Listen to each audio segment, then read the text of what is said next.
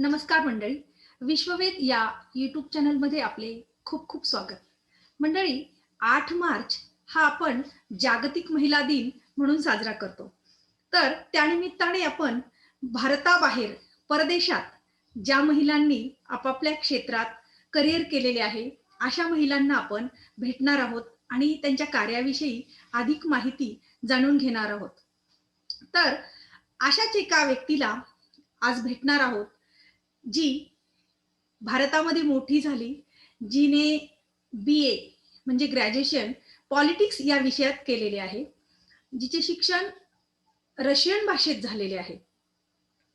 तिला 6 भाषा अवगत आहेत तब्बल. लेखन, चित्रकला, नृत्य, नाटक सगळ्यांचीच अशी हौस असलेली ही मुलगी आहे. सध्या अमेरिकेतील अटलांटा या शहरात तिचे वास्तव्य आहे आणि सध्याचा व्यवसाय आहे रिअल इस्टेट. अशा आगळ्या-वेगळ्या क्षेत्रात ती काम करते. लोकप्रभा या मासिकात सतत 2 वर्ष ती लिहीत आहे. भारतातील वृद्ध संगोपन व्यवस्थापन या विषयावर राजहंस प्रकाशनतर्फे नुकतेच तिचे सांजवात हे पुस्तक प्रकाशित झालेले आहे आणि तसेच ती अनेक मासिके, वृत्तपत्रे आणि सेवाभावी संस्था यासाठी ती सतत लेखन करत आहे. अशा या बहुआयामी व्यक्तिमत्वाचे नाव आहे प्राजक्ता पाडगावकर. चला तर मग आपण तिच्याशीच बोलूयात आणि तिच्या कार्याविषयी अधिक माहिती जाणून घेऊयात. नमस्कार प्राजक्ता. तुझे या YouTube नमस्कार. चॅनलमध्ये खूप खूप स्वागत आहे. खूप छान प्राजक्ता, वाटलं इथे येऊन. माझा पहिला प्रश्न असा आहे, की खरं तर म्हणजे तुझं बालपण याविषयी मला जाणून घ्यायला आवडेल, की तुझं बालपण कसं गेलं? तर मी शहरात वाढलेच आहे म्हणायला हरकत नाही कायमच. मी पुण्यात राहत होते. मात्र पुण्यापासून थोड्या दूर असलेल्या निगडी परिसरात मी लहानाची मोठी झाले आणि तिथे मी एकत्र कुटुंबात मोठी झाले आणि आजी-आजोबा आणि सगळे माझ्याबरोबर होते वाढताना. मात्र आता जेव्हा मी मागे वळून बघते तेव्हा मला असं वाटतं, की माझं बालपण थोडंसं निराळं होतं बाकीच्यांपेक्षा. कारण काय त्याही काळामध्ये माझी आजी थोडी आधुनिक होती असं म्हणायला हरकत नाही. कारण की ती त्या काळात पूर्ण वेळ नोकरी करत होती आणि माझी आई देखील व्यवसाय करत होती. त्यामुळे आमच्या घरामध्ये थोडं निराळं वातावरण असं होतं, की सगळी कामं प्रत्येकजण वाटून घ्यायचं. आणि आज आपण जे म्हणतो, की स्त्री-पुरुषांमध्ये भेद नको किंवा आता कोविडच्या निमित्ताने पुरुष स्वयंपाक करायला लागले किंवा भांडी घासायला लागले. तर माझ्यासाठी ते खूप लहानपणापासूनच वास्तव होतं. त्यामुळे त्यात मला काही निराळं वाटलं नाही. अ, आणि अशा प्रकारे मोठी झाल्यामुळे माझ्यात आणि माझ्या भावामध्ये कायमच असा काही भेद नव्हता किंवा असे काही संस्कारांमध्ये फरक नव्हता. आणि तशा प्रकारे मी छान अगदीच लहानाची मोठी होताना सगळीच कामं करायला शिकले. म्हणजे पुरुषांसारखी पण कामं करायला शिकले, बायकांसारखी पण कामं करायला शिकले. माझ्यासाठी ते कायमच असं होतं, की काम आहे ते काम आहे. तुमचं कुतूहल असेल तर तुम्ही ते काम करून बघायला काहीच हरकत नाहीये. तर अशा वातावरणात मी वाढले. लहानाची मोठी झाले आणि मी कॉन्व्हेंटमध्ये शिकायला होते लहानपणी आणि मग पुढे जाऊन फर्ग्युसन कॉलेजला मी राज्यशास्त्राचा अभ्यास करायला आले. तिथला काय अनुभव सांगशील? तुझे कॉलेजचे काय अनुभव आहेत? किंवा अ, त्याच कॉलेजला तू का गेलीस? हां, तर म्हटलं तसं की मी फर्ग्युसनला जाण्याची काही कारणं अशी होती की मला खूप पहिल्यापासनं सरकारी नोकरीमध्ये किंवा यू-पी-एस-सी करण्यामध्ये जास्त इंटरेस्ट होता. त्याच्यासाठी मला राज्यशास्त्र या विषयात शिक्षण घेणं मला गरजेचं वाटत होतं तेव्हा. म्हणून मी फर्ग्युसनला आले होते. आणि दुसरं असंही होतं की फर्ग्युसनचं अनेक जे आधीचे माजी विद्यार्थी होते, त्या सगळ्यांचंही एक कुठेतरी मनावरती गारूड होतं. कारण की अगदी अ, 2 आपले पंतप्रधान जे आहेत नरसिंहराव आणि व्ही-पी सिंग हे पण फर्ग्युसनचे आहेत आणि इतर अनेक रथी महारथी आहेत म्हणजे पु. ल. असतील, अत्रेय असतील आणि इतर अनेक लेखक आणि म्हणजे अनेक सगळ्या क्षेत्रात दिग्गज काम लोक जिथं करणारे शिकलेत, तिथं तू शिकलीस. लोकं तिथे शिकले आहेत म्हटल्यानंतर कुठेतरी त्या संस्थेचं आकर्षण होतं मोठ्या प्रमाणात. आणि तिथे गेल्यानंतर हेही अंदाज माझा खरा ठरला, की तिथले शिक्षक खरोखरच खूप मनापासून शिकवणारे भेटले आणि आयुष्याला एक छान संस्कार किंवा विचार करण्याची एक जी पद्धत असते, ती एक खूप समतोल अशी दृष्टी मिळाली मला फर्ग्युसनला जाऊन. आणि त्याची अजूनही मला पुंजी पुरतीये किंवा अजूनही मी त्या दोरीतनं अनेक विचार किंवा अनेक विचारांचे संस्कार घेऊन अजूनही चालतेच आहे. त्यामुळे फर्ग्युसनकडनं खूप काही मिळालं. अजूनही मिळतच आहे असं म्हणेन. माझा यानंतरचा प्रश्न असा आहे तुला, की तू हे जे शिक्षण घेतलं, तर हे शिक्षण घेताना तुझे काय चांगले अनुभव आलेत अ, मित्र-मैत्रिणींचे? हां, तर मला असं वाटतं, की तुम्ही जेव्हा कॉलेजला जाता तेव्हा शिक्षण हा जरी एक भाग असला, तरी सगळ्यात मोठा भाग असतो, की तुम्ही माणूस म्हणून कसे घडता आणि त्या तुमच्या घडण्यामध्ये माझ्या मते अनेक मित्र-मैत्रिणींचा सहभाग असतो. तसाच माझ्याही आयुष्यात होता. मी कॉलेजला गेले तेच मी मुळात पुरुषोत्तम हे जी नाट्य स्पर्धा असते, पुण्यामधल्या मुलांसाठी अतिशय म्हणजे आवडीची अशी म्हणूयात. तर त्यात मी पडल्यामुळे तिथे अनेक मित्र-मैत्रीण झाले माझे, जे की आता मराठीतल्या अनेक सिनेमात किंवा मालिकांमध्ये आपल्याला झळकताना दिसतात. त्याचप्रमाणे थोडं पुढे गेल्यानंतर माझे शिक्षकही त्यांचाही खूप छान प्रभाव आणि मैत्रीपूर्ण नातं होतं माझ्याशी म्हणून आवर्जून उल्लेख करावा असं वाटतं. आणि मग पुढे माझ्या सगळ्या मित्र विचारांमुळे कुठेतरी असं झालं, की आपण काय-काय करू शकतो ह्याच्या शक्यता पुढेपर्यंत ढकलल्या गेल्या. अगदी म्हणजे खरं मला आहे. कधी वाटलं नव्हतं, की मी मराठीतनं काही लिखाण करेन किंवा मराठीतनं काही वाचन करेन. कारण की मी कॉन्व्हेंटमध्ये शिकल्यामुळे सुरुवातीला एवढा काही ओढा नव्हता. मात्र त्या सगळ्या मित्र-मैत्रिणींच्या आग्रहामुळे कदाचित मी जास्त मराठीत बोलायला किंवा वाचायला शिकले. त्यामुळे खूप सारं अभिजात मराठी साहित्य जे आहे ते मी कॉलेजला आल्यानंतर वाचायला सुरुवात केली. तोवर माझा त्याचा एवढा परिचय नव्हता. मात्र इतर मित्र-मैत्रीण वाचणारे होते त्याच्यामुळे अशा सगळ्या गोष्टींची सवय माझ्या मते मला तिकडे कॉलेजला गेल्यामुळे लागली फर्ग्युसनला. छान. तुझं म्हणजे ग्रॅज्युएशन पॉलिटिक्स ज्या विषयात झालेलं आहे. तर तू सध्या अमेरिकेत आहे. तर अमेरिकेतही नुकत्याच इलेक्शन झालेले आहेत. तर मला तू तुझं काय मत सांगू शकशील, की काय वाटतं सध्याच्या अमेरिकन इलेक्शन खूप गाजल्यात. हां. त्याबद्दल तुझं मत काय आहे? तू एक थोडं राज्यशास्त्राची चांगली अभ्यासक पण आहे. थोडी गंमत अशी आहे, की माझ्या मते मी जे काही पाठ्यपुस्तकात शिकत मोठी झाले, अमेरिकेच्या पूर्ण अ, अ, लोकशाहीच्या प्रक्रियेबद्दलची सगळी माहिती, ती प्रत्यक्षात जेव्हा मी बघायला लागले, प्रत्यक्षात अनुभवायला लागले इथे आल्यानंतर, तर 2016च्या पण इलेक्शनच्या वेळेस मी इथे होते आणि आता 2020च्या इलेक्शनच्या वेळेस पण मी इथे आहे. अतिशय रंजक होता तो सगळा अनुभव. आणि अजूनही मी बाहेरनं ते सगळं बघती आहे. बघ्याची भूमिका आहे. त्यामुळे खूपच वेगवेगळ्या गोष्टींचं एक अंतर्भाव आणि अमेरिकन समाजाची एक दुसरी बाजू किंवा जे वास्तव आपल्याला भारतात बसून दिसत नाही, ते वास्तव मला इथे खूप जवळनं अनुभवता आलं.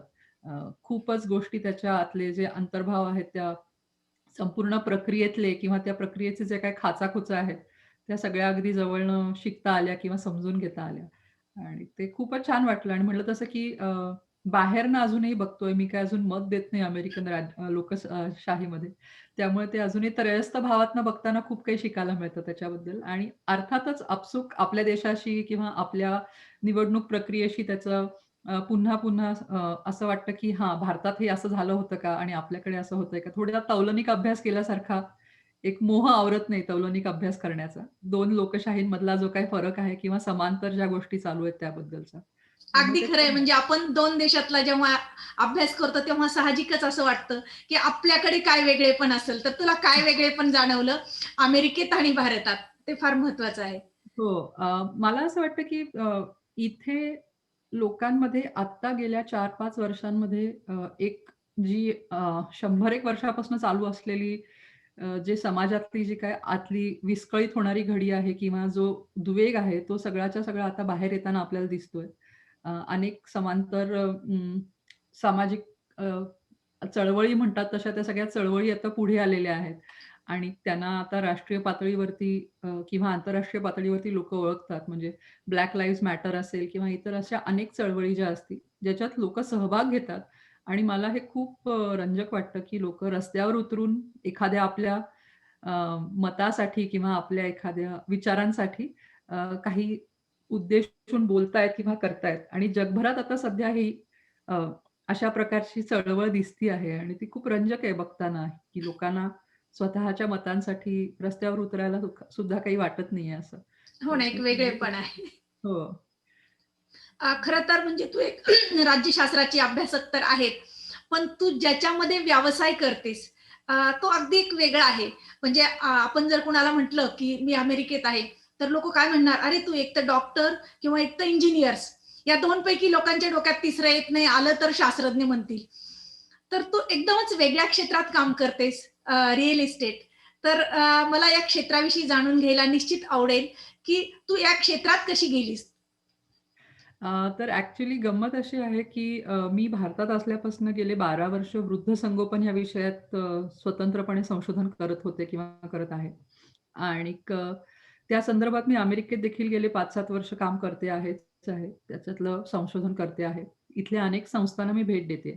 मात्र माझ्या नवऱ्याच्या व्यवसायामुळे असं होतं, की आम्ही अनेक वेळेला वर्ष, दीड वर्षामध्ये ते शहर सोडून किंवा ते गाव सोडून निराळ्या राज्यात स्थलांतरित होतो. प्रत्येक वेळेला जेव्हा आपण राज्य बदलतो, तेव्हा प्रत्येक राज्याचे नियम निराळे आहेत. तुम्हाला प्रत्येकालाच वृद्धसंगोपन ज्या संस्था आहेत, तिथे सहज प्रवेश मिळत नाही. अटलांटात थोडंसं काहीसं असं झालं होतं माझं.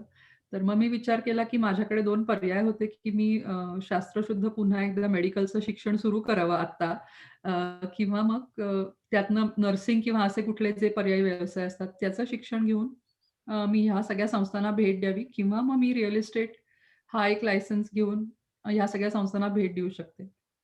तर त्यातल्या त्यात त्या लायसन्सचा जो काही शिक्षणाचा अवधी होता तो मर्यादित होता आणि माझ्या 2 लहान मुली असल्यामुळे मला त्या मर्यादित अवधीत ते शिक्षण पूर्ण करायचं होतं. आणि म्हणून मी तो लायसन्स घेतला आणि त्यानिमित्ताने मला पुन्हा एकदा वृद्धांच्या ज्या इथल्या वसाहती आहेत, खास ज्या वृद्धांसाठी बनवलेल्या असतात, तिथे सगळीकडे मला जायला तो एक चांगला म्हणजे सोर्स. संधी मिळाली, की त्या निमित्ताने मी बाहेर जाऊ शकले त्या सगळ्या ठिकाणी. अशी सुरुवात झाली खरं तर. पण आता मी पूर्ण वेळ इथले लोकांना घरं विकत घ्यायला मदत करते. कारण की भारतीय लोकं पुष्कळदा जेव्हा इथे येतात, तेव्हा पहिल्यांदाच ही सगळी प्रक्रिया अनुभवत असतात, की परदेशात येऊन स्वतःचं घर करायचं आहे ते. तर त्या सगळ्या प्रक्रियेत अनेक खाचेखोचे असतात, नियम असतात, कायदे असतात, ज्याची आपल्याला जाणीव नसते. आणि इथली घरं आपल्या घरांपेक्षा फार निराळ्या पद्धतीने बांधलेली असतात. त्यामुळे त्या सगळ्याची माहिती देत लोकांना त्याच्याबद्दल सजग करत त्यांना पूर्ण एक नवीन घर देण्याचा एक वेगळा आनंद मिळतो. त्यामुळे आता मी त्या दृष्टीने देखील लोकांना खूप मदत करते ह्या विषयात. खूप छान प्राजक्ता. म्हणजे तू अशी तर मदत करतेस, पण असं मी तुझ्याविषयी ऐकलेलं आहे, की लोकांना तू खूप छान सल्ला बी देते, की घर घ्यावं की नाही घ्यावं. तर मला असं वाटतं, हा तू मोफत सल्ला खूप छान देते. तर त्याविषयी तुला म्हणजे तुझा काय अनुभव सांगू शकशील, की तू लोकांना हे सगळं सांगत असताना तुला खूप आनंद मिळतो. म्हणजे जीवनाच्या पॉझिटिव्हिटीकडे जो पाहण्याचा तुझा दृष्टिकोन आहे, तो खूप चांगला आहे. तर त्याबद्दल तुझं मत काय सांगशील? अ, होतं असं, की म्हणलं तसं, की कुठल्याही पद्धतीत आपण मराठीत म्हणतो, की घर पाहावं बांधून. तर इथे जेव्हा आपण परदेशात येतो, तेव्हा ते अजून अतिशय निराळ्या पद्धतीने आपण हे सगळं अनुभवत असतो आणि आपल्या गरजा निराळ्या होत असतात. मात्र त्या सगळ्या टप्प्यांवरती अमेरिकन घर घेण्याच्या प्रक्रियेमध्ये काही निराळ्या गोष्टी आहेत, ज्या आपल्याकडे सहसा नसतात. म्हणजे आपल्याकडे असं असतं, की वडिलोपार्जित एकदा घर बांधलं, की त्याच्यात अनेक पिढ्या नांदतात. इथे आता असं झालेलं आहे काळाच्या ओघाने असेल किंवा इथल्या एका सांस्कृतिक सवयीचा भाग असेल, की लोकं स्वतःच्या एका माणसाच्या आयुष्यात 3-4 वेळेला घरं बदलतात. त्यामुळे ती पूर्ण प्रक्रिया थोडी निराळी होऊन जाते. आणि त्यामुळे आपल्या भारतीय विचारांची सांगड घालून जेव्हा लोकांना इथे घर घ्यायचं असतं, तेव्हा त्यांना आजूबाजूच्या आर्थिक, सामाजिक संकेतांची जाणीव करून देणं, हे मला असं वाटतं, की गरजेचंच आहे. कुणाचंही झालं तरी सुद्धा. त्यामुळे मी ते आनंदाने करते, लोकांना मदत करते. आणि मला ते आवडतं लोकांना सांगायला, की उगाच चुकीचे निर्णय घेण्यापेक्षा लोकांनी आनंदाने आणि चांगले निर्णय घ्यावेत, असं मला वाटतं. म्हणून मी सांगते लोकांना. अगदी बरोबर आहे. म्हणजे लोकं त्याच्यातनं आनंदी होतील आणि हो, हॅपी होतील. त्याच्यातनं हो, आपल्याला जे समाधान मिळतं, ते खरोखरच समाधान अगदी ज्याला आपण म्हणतो ना, आत्मिक समाधान असतं. ते हो, समाधान फार महत्वाचं आहे. व्यवसाय कुठलाही असो, पण त्या हो. व्यवसायातून समाधान मिळणं हेही तेवढंच महत्वाचं आहे. कारण आपण केलेल्या कार्याची ती एक फलश्रुती असते. बरोबर. यानंतर माझा दुसरा प्रश्न असा आहे प्राजक्ता, अ, सांजवात या हं. पुस्तकाबद्दलचा. हो, तर सांजवात हे जे शीर्षक आहे, म्हणजे हो, हे कसं सुचलं तुला? की म्हणजे सांजवात हा शब्द जो आहे, अगदी तो समर्पक आहे या पुस्तकासाठी. हो. तर मला याबद्दल तू काय सांगू शकशील? अ, माझ्या मते सांजवात या पुस्तकाचं नाव ठेवण्यात माझा जितका वाटा आहे, तितकाच माझ्या प्रकाशकांचा वाटा आहे आणि माझ्या संपादकांचा वाटा आहे, असं मी म्हणेन. कारण की आम्ही तिघांनी बसून त्याच्यावरती पुष्कळ खल केला होता, की नेमकं काय नाव ठेवायचं म्हणून.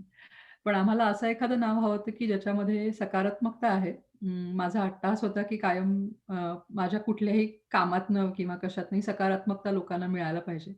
एक सकारात्मक ऊर्जा मिळायला हवी. तर आपण संध्याकाळी अंधार होत आला, की आपण जो प्रकाश घरामध्ये लावतो, ती सांजवात. संध्याकाळी देवासमोर लावणारा दिवा म्हणजे सांजवात. तर अंधार म्हणजे आपण काय म्हणतात त्याला असाही विचार करू शकतो, की आयुष्याच्या संध्याकाळी जेव्हा आपण येतो, तेव्हा देखील त्या संध्याकाळी किंवा त्या आयुष्याच्या टप्प्यावरती माणसांना सकारात्मक काही माहिती मिळावी, सकारात्मक काही विचार मिळावेत आणि ते सगळे या पुस्तकातनं आहेत. म्हणून त्या पुस्तकाचं नाव सांजवात असं ठेवावं असं मला वाटलं. सो तसं मी खूप नाव त्याचं छान. सांजवात ठेवलं. खरं तर प्राजक्ता, मला तुला असं विचारायचंय, की तू या पुस्तकामध्ये वृद्धांच्या समस्या लिहिलेल्या आहेत किंवा हं. वृद्धांचे जे प्रश्न आहेत, ते सांगितलेले आहेत. मी हे पुस्तक संपूर्ण वाचलं.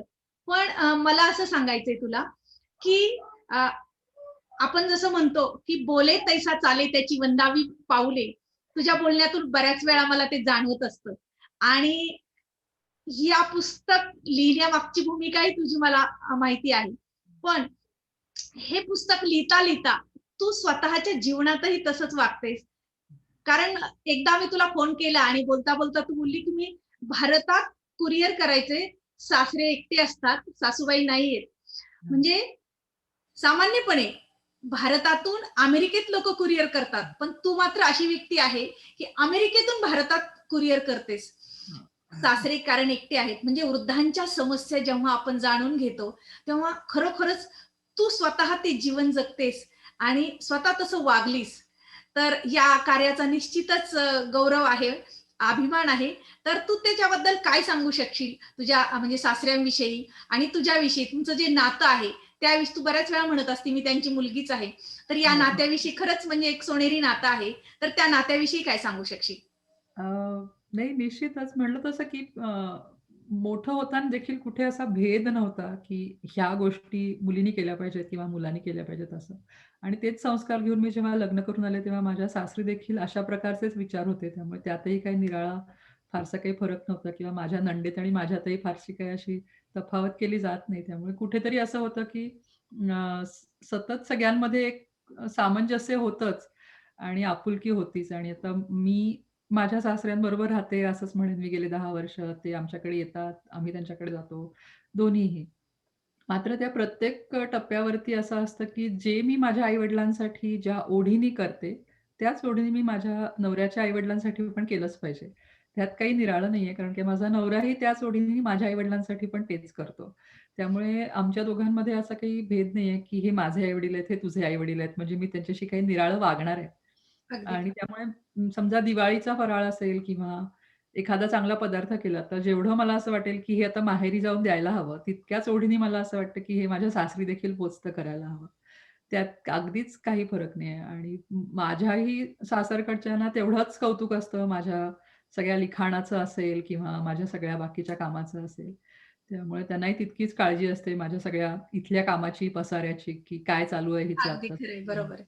त्यामुळे त्यांच्याकडनं मिळणारा जो शाब्दिक धीर असतो, कौतुक असतं, तेही तितकंच मोलाचं असतं आणि शेवटी आपल्याला तेच हवं असतं, कुणाकडनंही झालं तरी सुद्धा. आणि माझ्या बाबतीत असं आहे, की ते दोन्हीकडनं तितकंच मिळतं. त्यामुळे माझं दोन्हीकडे नातं समसमानच आहे. दोन्ही घरच आहेत आणि ती माझीच आहेत, असंच आहे म्हणजे. छान. अजिबात माझा दुसरा प्रश्न आहे, की सध्या जे म्हणजे वृद्धांचे संगोपन कसं व्हावं आणि भारताचं जे म्हणजे भारतातलं जे भवितव्य आहे, ते काय आहे सध्या? मला असं वाटतं, की आता आपल्याकडे हळू-हळू ती समस्या प्रकट व्हायला लागली आहे, की मुलं वृद्धांची काळजी घेऊ शकणार नाहीत. कारण की ते कदाचित एका देशात, एका राज्यातही राहत नाहीत आपल्या आई-वडिलांबरोबर. आणि यात गैर काही नाही. जसं म्हणू तसं की जागतिकीकरणाच्या रेट्यामुळे लोकांना जिथे नोकरीच्या संधी मिळतील तसे लोकं जाणार. मात्र जे मागे उरतात वृद्ध, त्यांची काळजी घेण्यासाठी आपल्याकडे अजूनही संपूर्णतः सरकारी आणि सामाजिक ज्या काही व्यवस्थापन तयार व्हायला पाहिजे होतं त्या संदर्भातलं, ते झालेलं दिसत नाहीये.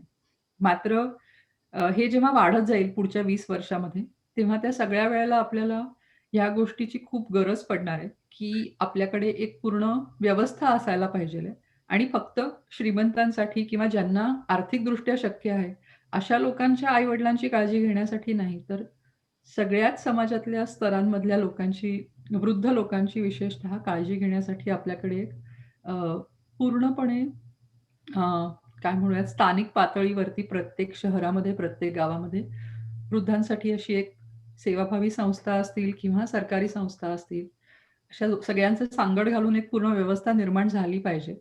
अ, आणि त्याविषयी मी विस्तृतपणे पुस्तकात देखील बोलले आहेच आहे, की अशा प्रकारच्या संस्थांची आपल्याला गरज पडणार आहे आणि ह्याच्यात कुठेही असं मी म्हणत नाहीये, की फक्त वृद्धाश्रम हवेत.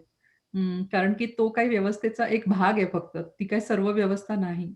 आणि आपल्या समाजात जे वृद्धाश्रमाविषयीचं कलुषित मन असतं, त्याच्याबद्दलही मी असं म्हणेन, की तो एकमेव पर्याय जर धरला तर ती गोष्ट वाईट आहे. मात्र इतर अनेक पर्याय आहेत वृद्धांची काळजी घेण्यासाठी. त्या सगळ्या पर्यायांचा आपण अभ्यास करून त्याचा प्रत्यक्ष आयुष्यात वापर केला तर निश्चित आपल्याला समाज म्हणून देखील फायदा होईल भारतात. असं कारण मला आता वाटतं. आपण अमेरिकेतले वृद्ध पाहतो. इथे म्हणजे साधारणपणे 80-90 वर्षाची वृद्ध महिला सुद्धा सुंदर गाडी चालवत असती. इथे खूप प्रकारच्या फॅसिलिटीज दिलेल्या असतात. अगदी हं. त्यांच्या पार्किंगसाठी किंवा ऑफिसेसमध्ये जाण्यासाठी किंवा प्रत्येक ठिकाणी सरकारी कार्यालयात, सार्वजनिक ठिकाणी. तर अशा कुठल्या फॅसिलिटीज आपल्याकडे व्हाव्यात असं तुला वाटतं वृद्धांच्यासाठीच्या? कारण निश्चितच तो आपल्याकडे विचार होणं गरजेचं आहे. हो, हो. तो विचार होणं गरजेचं आहेच आहे, निश्चितपणे. आणि नुसतं म्हणजे समाजात त्यांना निराळं एक स्थान आहे. आपण मान देतो. भारतीय संस्कृतीनुसार वृद्धांना वाकून नमस्कार करतो. मात्र त्या पलीकडे जाऊन समाजात त्याचं प्रतिबिंब आपल्या पॉलिसीजमधनं किंवा आपल्या सगळ्या कायद्यांमधनं दिसायला हवंय. हळू ते दिसू लागलेलंच आहे आपल्याकडे. मात्र त्याच्यात अजून थोडा वेग यायला हवाय, अजून थोडी खोली यायला हवी आहे त्या सगळ्यामध्ये. तू म्हणलीस तसं, की आपल्याकडे पार्किंगसाठी निराळी जागा असते इथे अमेरिकेमध्ये वृद्धांसाठी किंवा इतर अनेक त्यांना सोयी-सुविधा दिलेल्या असतात. तशा प्रकारच्या सोयी-सुविधा भारतात देखील आपल्याला लागणारच आहेत. प्रश्नच नाही. पण त्या व्यतिरिक्त देखील आपल्याला कदाचित निराळ्या सोयी लागतील. कारण की भारतातला वृद्ध, त्याची आर्थिक तरतूद आणि अमेरिकेतला वृद्ध आणि त्याची आर्थिक तरतूद, त्यांची आयुष्याची जमापुंजी ही निरनिराळी असल्यामुळे आपल्याला त्यांना निराळ्या पद्धतीने अनेक सोयी दिल्या पाहिजेत. म्हणजे हॉस्पिटल्समध्ये हॉस्पिटलायझेशनचे आपले खूप पैसे खर्च होतात, तर त्यात आपल्याला काही त्यांना सवलती देता येणार असतील तर त्या असतील किंवा पुन्हा नोकरीच्या संधी मिळाव्या वृद्धांना, अशा प्रकारची सोय जर झाली भारतामध्ये, तर अनेक वृद्धांना पुन्हा एकदा नोकरी करावीशी वाटते.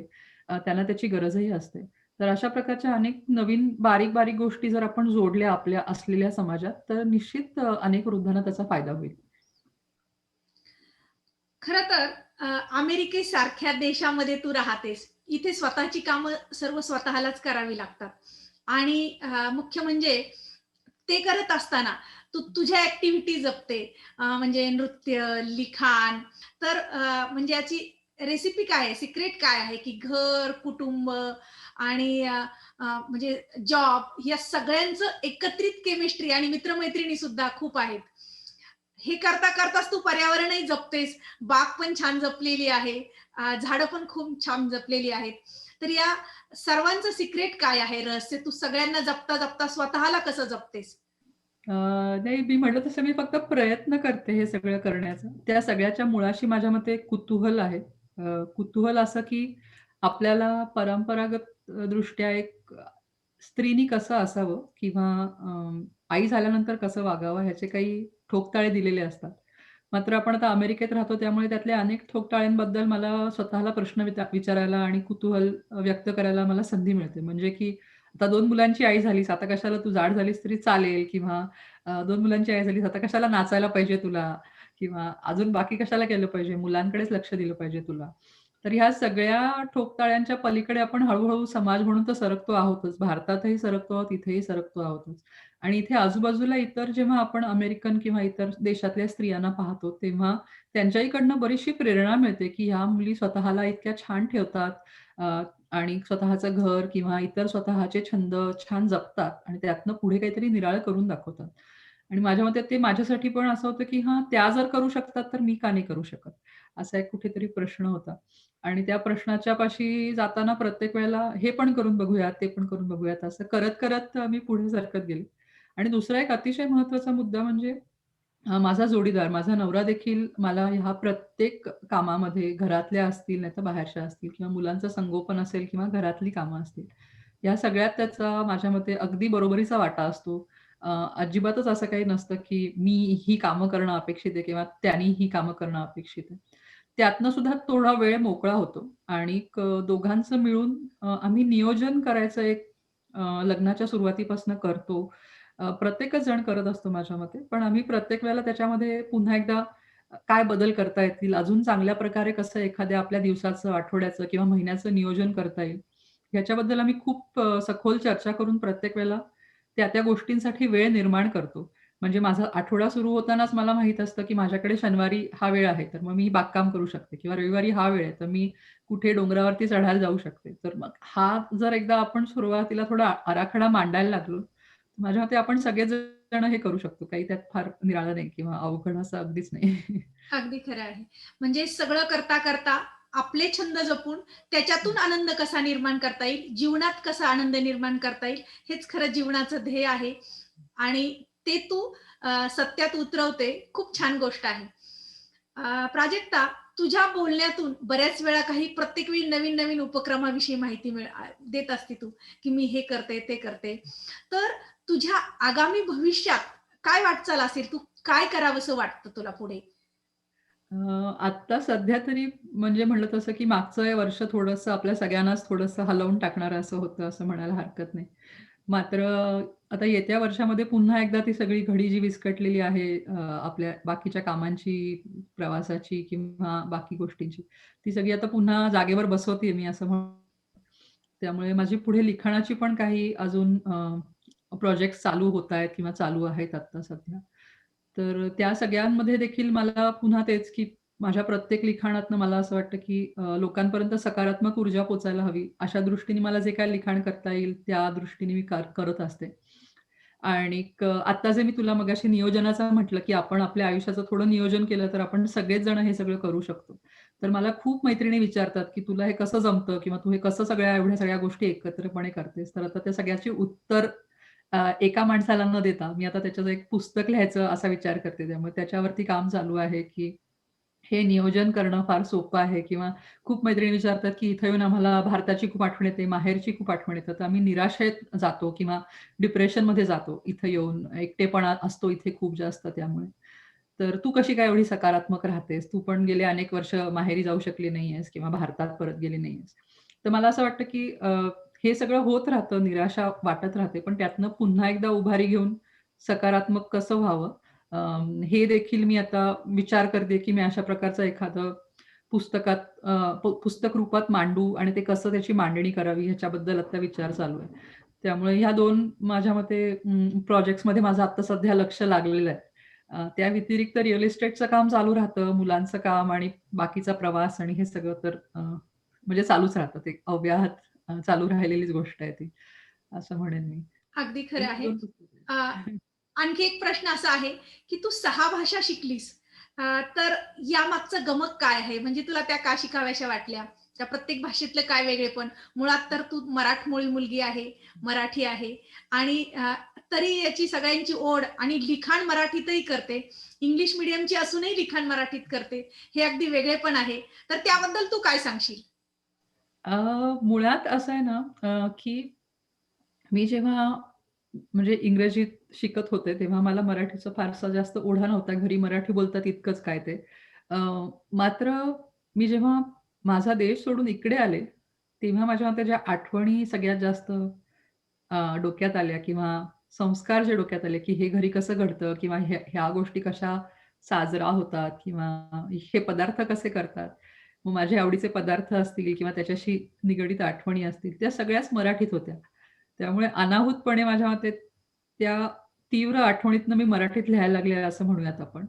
आणि इतर भाषांचं म्हणशील तर मला यू-पी-एस-सी करायचं होतं आणि मला त्याच्यासाठी मला असं वाटलं, की मला अजून जास्त भाषा शिकणं गरजेचं आहे. कालांतराने मी यू-पी-एस-सीचा नाद सोडला त्यामुळे मी ते केलं नाही कधी.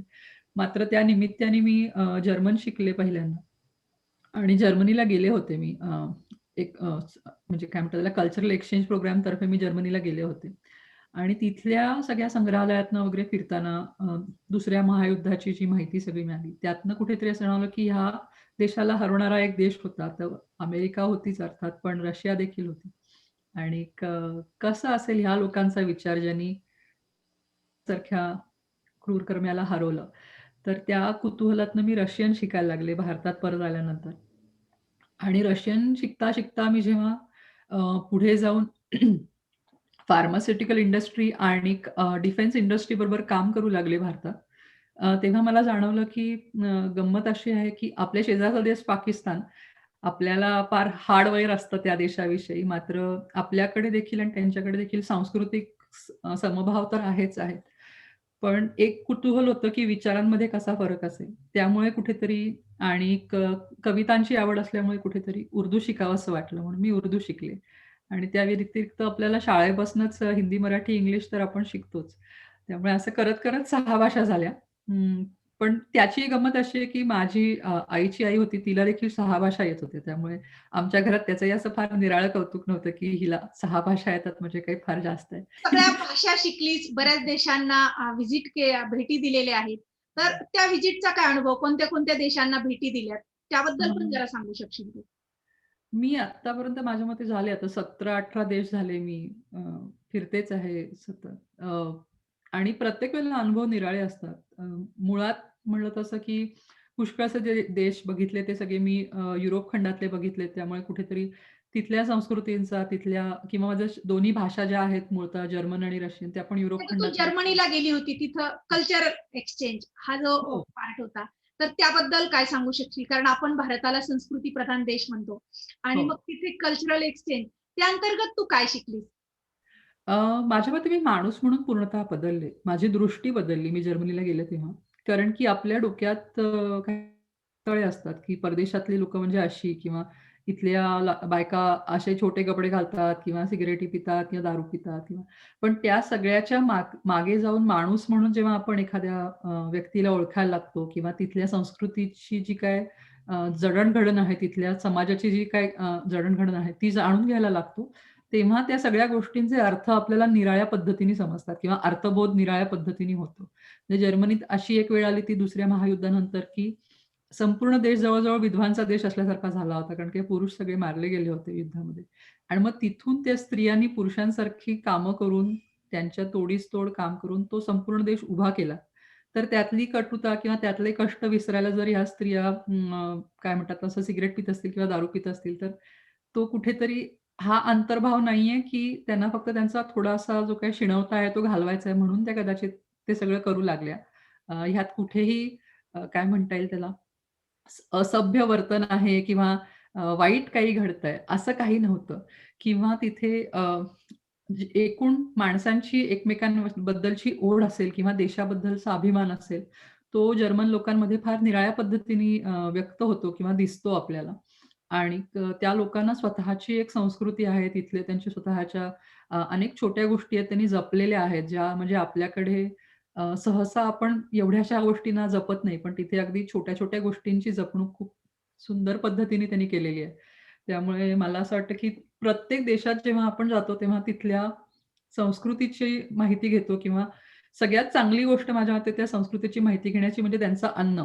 तर त्यांचं अन्न निराळं असतं आपल्यापासनं.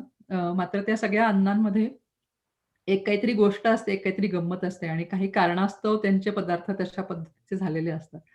त्यामुळे त्यातनंही खूप शिकायला मिळतं आपल्याला. प्रत्येक देशात गेलं की तिथल्या पदार्थांची चव घेऊन किंवा तिथल्या स्वयंपाकाची जाणीव किंवा कसे करतात स्वयंपाक हे जाणून घेऊन वगैरे पण आपल्याला खूप छान माहिती मिळते त्यातनं त्यांच्या देशाबद्दलची. अगदी खरं आहे. कारण आपण भारतीय लोकं म्हणजे आपल्या ज्याला म्हणतो चोखंदळ ज्याला म्हणतो ना आपण, बरीच मंडळी म्हणतात आपली जीभ खूप चोखंदळ आहे. तर आपल्याला म्हणजे आपल्या फूडचा तर गर्व आपल्या म्हणजे जेवणाचा तर गर्व आहेच. पण त्याबरोबर इतर देशात गेल्यानंतर तिथलं नवीन काय चवदार असेल, काय हं. जेवण असेल, याची नेहमीच आपण सर्वच भारतीय अगदी चपखलपणे पाहणी करतो आणि ते टेस्ट करतो. हे आपल्यातलंही नाविन्य आहेच. हो.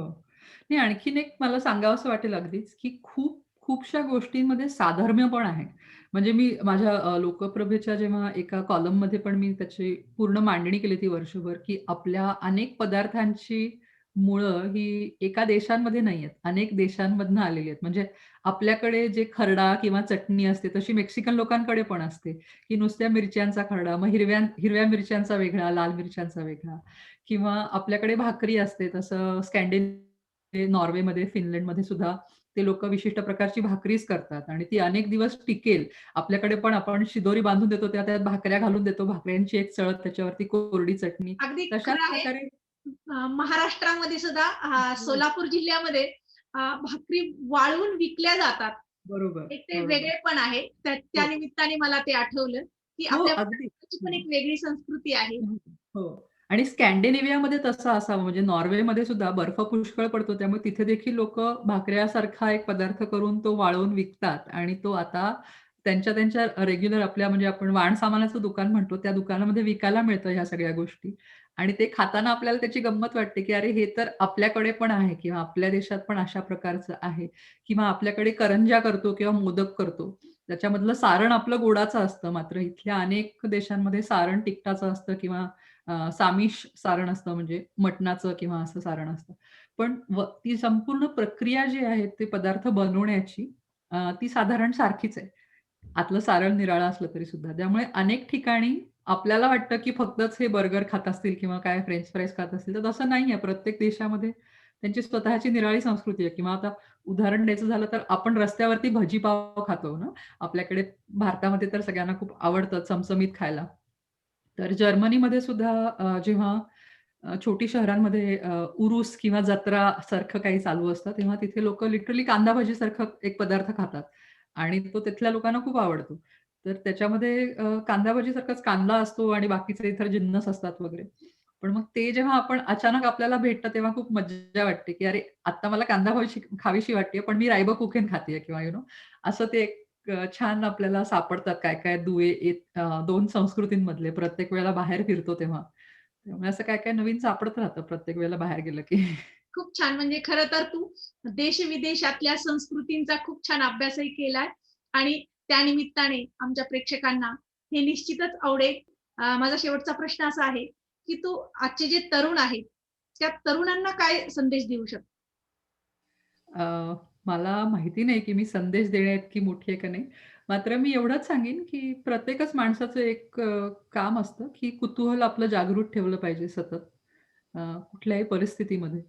हं. तर तोच माझ्या मते एक चांगला मूलमंत्र आहे की अ, कुठल्याही परिस्थितीमध्ये तुम्ही असाल, जिथे कुठे असाल, तिथे तुमचं कुतूहल जागृत ठेवा. तुम्हाला योग्य दिशेला तुमचं मन घेऊनच जाईल. कारण की कुतूहलातनंच माणूस इथवर आलेला आहे उत्क्रांती करत. तर इथूनही पुढे आपल्याला वैयक्तिक उत्क्रांती करायची असेल, आपल्यात वैयक्तिक बदल घडवून आणायचे असतील, काही परिवर्तन करायचं असेल, तर आपलं कुतूहलच आपल्याला माग काढत आपल्याला पुढे योग्य दिशेला घेऊन जाऊ शकतो, असं मला वाटतं. बरोबर अ, आहे. अगदी एखादा हं. शास्त्रज्ञ जरी बनणार असेल, तरी हो, त्याला जर कुतूहल असेल, तर त्या कुतूहलामुळेच तो शास्त्रज्ञ बनू शकेल. त्याला ती जिज्ञासा वृत्ती तयार होईल आणि हां. आजच्या तरुणांसाठी म्हणजे एवढाच संदेश असेल, की हं, त्यांच्यातली जिज्ञासा त्यांनी जर जागृत ठेवली, हं. तर ते हो. निश्चितच मोठे बनू शकतील.